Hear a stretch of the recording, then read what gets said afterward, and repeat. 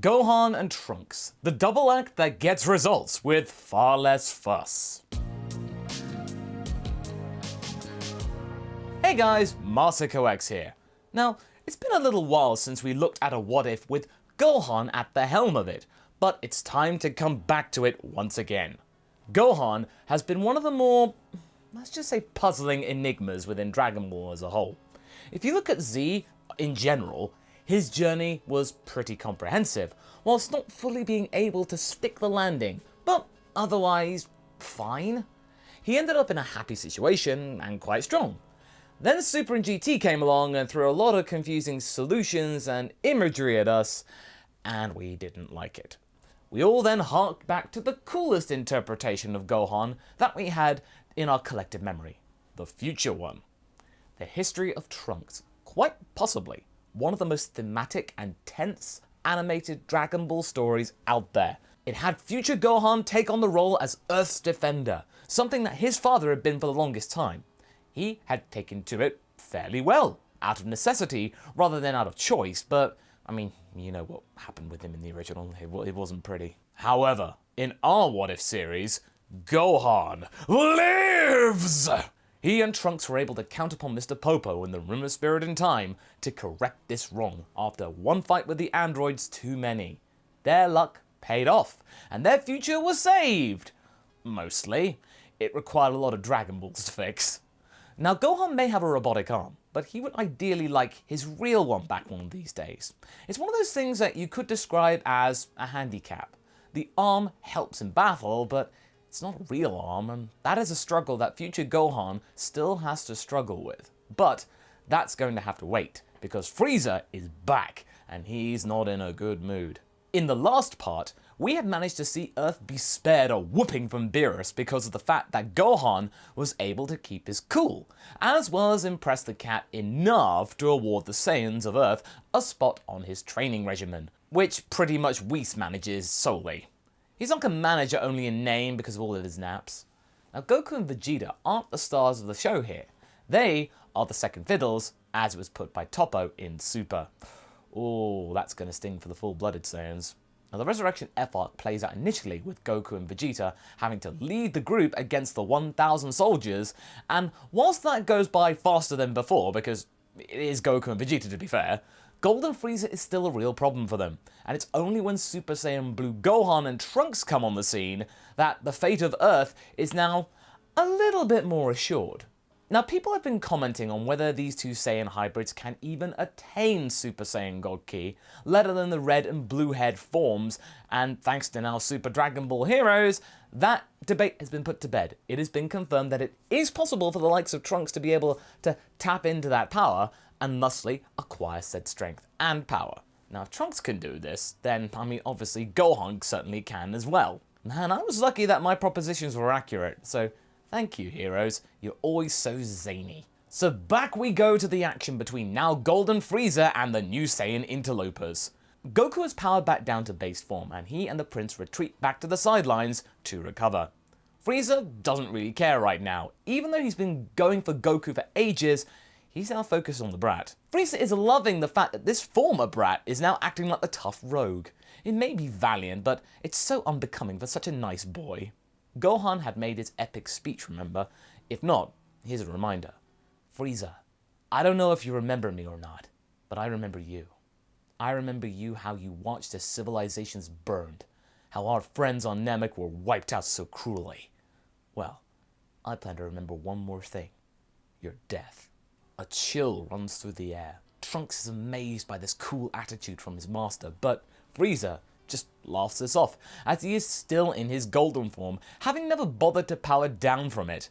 Oh, what a delightful bit of theatre. Gohan, was it? But dramatics all the same. My golden power is far superior than your golden power these days. Gohan and Trunks both laugh sinisterly. Yeah, probably.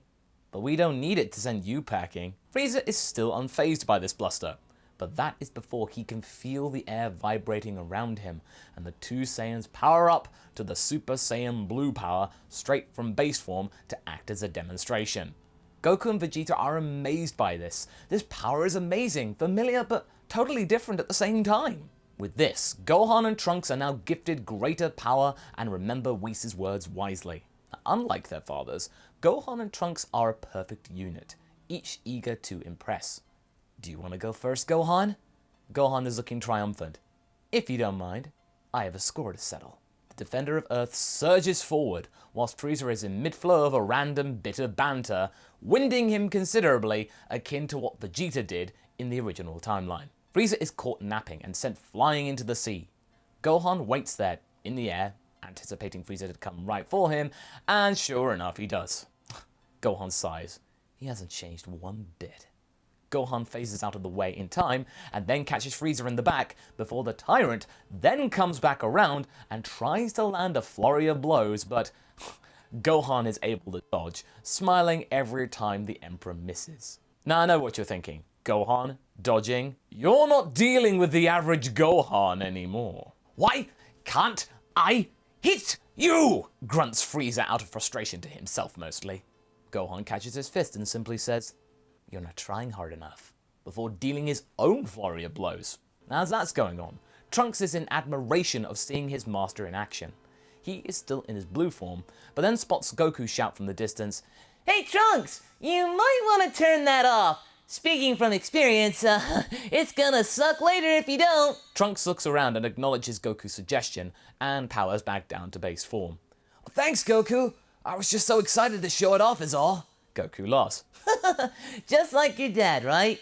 Trunks nervously laughs, catching a glimpse of a not particularly amused Vegeta. Trunks looks away quickly and then back to the fight. The fight continues all the way to the point where Frieza calls upon Sorbet to enact the plan, which sure enough works, and catches Gohan in the robotic arm instead of the chest, rendering it useless. Now Gohan can feel the circuitry sparking and sputtering, sending kind of pulses through his body, before then not feeling anything at all. He's down an arm again. Gohan is furious and then tears off the robotic arm out of anger. Somewhere out there, Bulma feels a part of her wince in pain. Frieza laughs and points out the broken limb. "Oh dear, Gohan, what on earth was that? You were lucky it wasn't at your heart, or else who knows what may have happened." Gohan powers down and can't even look at Frieza right now. Resorting to dirty tricks even now? He can't abide by that. "Trunks," Gohan says coldly, "you're up. Finish this pest off." "What? Pest? I'll show you who's the pest around here!" Frieza rushes Gohan, but Trunks is able to get in the middle of it and power up to Super Saiyan 2. "You're fighting me now!" Ah! Trunks uses his sword to push Frieza away and then uses that time to charge back up to blue. Trunks is more eager than ever to avenge Gohan, with the latter watching from a distance, ready to step in again in case Frieza tries something. Now Gohan's thinking that, indeed, he was rather lucky for it to not hit his heart. Trunks is now going at Frieza with everything he has, and in terms of power, he is just as strong as Gohan was, maybe a little bit less. But soon though, Frieza's stamina burns out, so it doesn't really matter, and he changes back into his final form, which catches everyone off guard. Except Goku, of course. Should have seen that one coming. Trunks uses this moment to unleash a blessed burning attack, a variation on the regular version, only with God Ki infused. Before Frieza can register what happened, he is promptly vaporized. He may be his father's son, but Trunks isn't going to let this monster get away with any more tricks, especially if they're ones that may endanger Gohan. Sorbet is left panicking. He may be alive since Frieza's beam didn't hit him.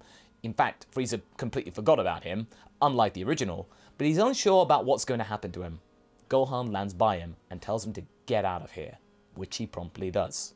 Sorbet, having been spared, promises to himself that he will return and find another way to get his master's revenge. And with that, the gang regroup and assess the situation. Back at his room at Goku and Chi-Chi's place, Gohan looks at the wreckage of his robotic arm, or whatever he could salvage, and feels that now is the time to resolve this. He feels incomplete still. It hadn't really bothered him before now, but it did all of a sudden, a lot. And now was the time to fix this once the balls were active again in about 8 months or so. Until then, he will just have to go back to Bulma and get this repaired or upgraded or whatever. He didn't really care because it's not part of him anymore. Now one day, when Gohan has just gotten his arm upgraded, Vegeta catches him and reminds Gohan of his promise from earlier. You said that you would let us train with the cat boy. Don't tell me that you've forgotten that. Gohan plays this up a little and goes, oh yeah, that, well, I guess we could do it.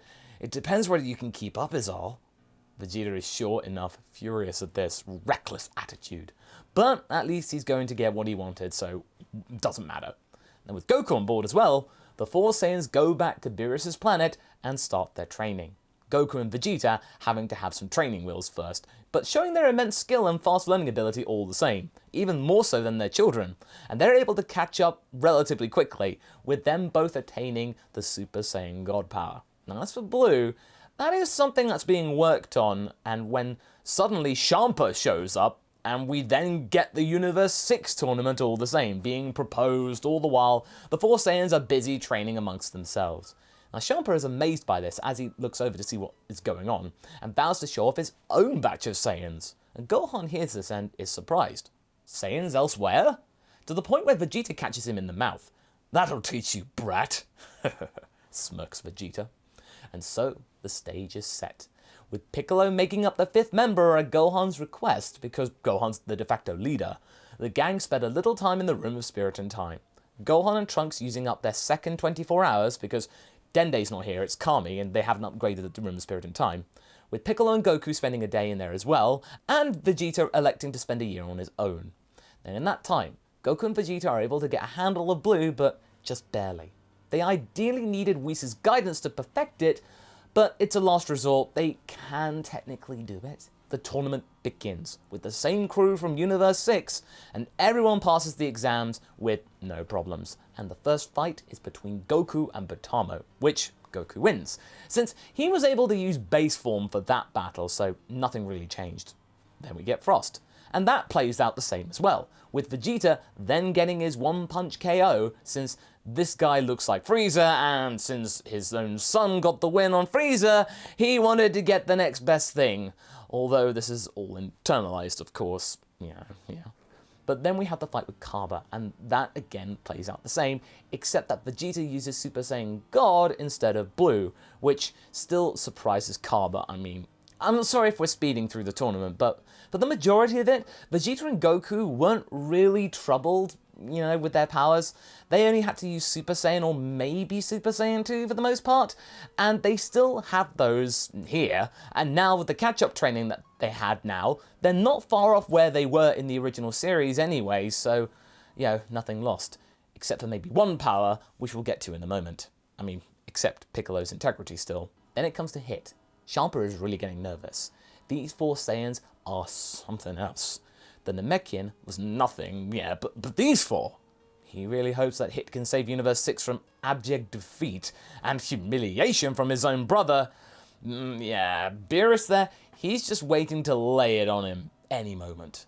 But he might have to wait for that, because Hit still jobs Vegeta even faster than before. Now this is where things get quite different. You see, nobody learnt Kaioken Blue. And as you remember from the original arc, it was that combination of powers that managed to even things up and for us to gain Hit's respect with Goku. Without it, not even Gohan could win against Hit. Gohan and Trunks do their best, and even though Gohan is able to get a better read on Hit than anyone out there, thanks to his observations and as well as his clever mind, Hit still comes out on top. Him only having to improve by maybe half a second instead of 1 second like in the original, but it was still more than enough to get the win. Gohan is a curiosity, but nothing like Goku was to Hit in the main timeline. Champa is delighted. Universe 6 managed to claw back victory, and Beerus is facing the real prospect of losing his Earth to his brother's universe and all of that lovely food. But something then happens that may change the favour, and that's where we're going to be leaving things for right now. All right before a poll, that is! So what happens? Does Zeno appear and put any thought of Earth being transferred out of people's minds? Or does he not appear and the transfer happens without any hindrance and Universe 7 loses its Earth? Or does Beerus simply ignore this wish in the brothers' fight? Get voting. So what do you guys think? Do you feel like Gohan is able to resolve this in some way? Is this something that you were expecting to happen? Leave a comment below and let's get this discussion going. And I shall see you in the next video. Catch you later!